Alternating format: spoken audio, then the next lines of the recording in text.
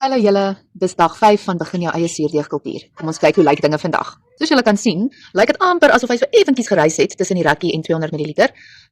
Wat ons nou daar sien is daai hooch vloeistof wat ek van gepraat het voorheen. So ek gaan gou die hooch 'n bietjie inmeng voordat ons die ongevoerde suurdeegie verwyder. Jy sal nou ook agterkom jou suurdeeg begin suurryk.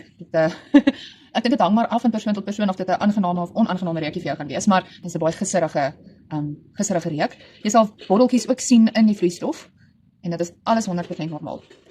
Nou jy moet onthou, op dag 2 of dag 3 sal jy moontlik begin botteltjies sien het en dit sou gelyk het asof jou kultuur begin fermenteer, iets is aan die gebeur. En toe begin dit nou 'n bietjie rustiger raak en mens sien nie regtig meer aktiwiteit nie. So mens kan dan maklik dink dat jy per ongeluk jou kultuur vermoor het. Maar dit is nie noodwendig die geval nie. Dinge gebeur nou net in die agtergrond waar mense dit nie noodwendig kan sien nie. So hou net aan.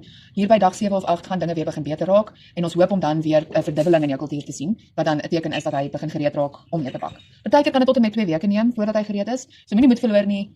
Jy moet nou maar net geduldig wees en net wag en kyk wat gebeur. Goed, so ek gaan nou van hierdie ongevoerde suurdeeg in my bakkie gooi. Hierdie is my bakkie wat ek in die yskas hou.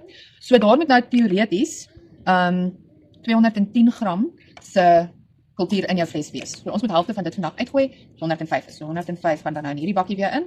Daar's sy. Goed. So ons het dan nou 105 gram uitgegooi, wat beteken jy moet nou 105 gram in jou vleis wees. En vandag doen ons weer presies dieselfde as die vorige paar dae. 60 gram water, 60 gram meel. Gooi dit weer by in die vlees. Gaan dit weer lekker meng.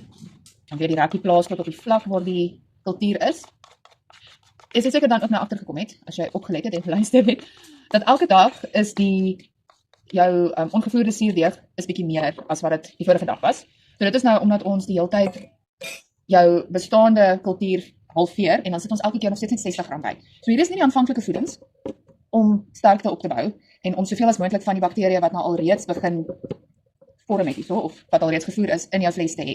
So wanneer ons nou op die punt kom om te bak, gaan jou verhoudings bietjie anders wees. Ons kyk gewoonlik na 1:1:1 verhouding as jy bietjie haastig is. Wat beteken vir elke gram kultuur is daar 'n gram water en 'n gram meel. Maar ek hou daarvan om 'n verhouding van sê nou maar 1:5:5 of 1:10:10 selfs te hê. Hoe sterker of hoe hoër jou verhouding is, hoe sterker maak jy basies jou kultuur en dan sal hy nie so suur raak nie. So vir 'n langtermyn onderhoudsplan vir jou kultuur sal ek aanbeveel om eerder teen 'n hoë verhouding te voer, maar ek sal op 'n latere stadium ook daaroor praat. Goed, dit is dan nou gemeng. Ons gaan die rakkie bietjie boontoe skuif want ons nou weer bietjie meer in. Net mooi skoonmaak dat ons môre mooi kan sien wat gebeur het.